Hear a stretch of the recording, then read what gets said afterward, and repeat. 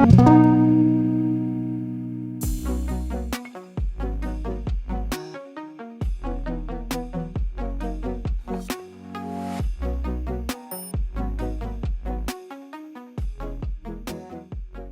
are living in an era of metrics. Graphs are everywhere these days. Science, social science, business, finance, education, government, journalism.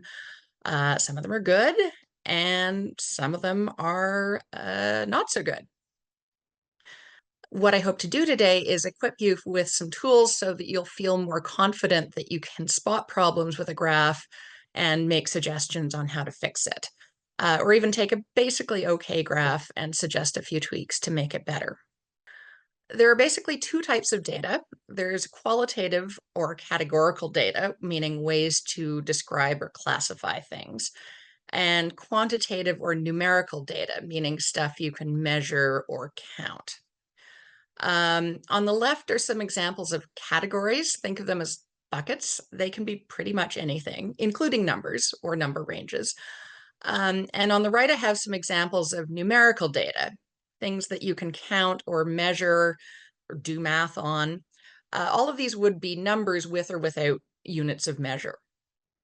A good habit to get into is when you look at any graph, figure out what question it's trying to answer and what data it's using to try and answer it. And specifically, what are the categories and what are the numbers that are being looked at?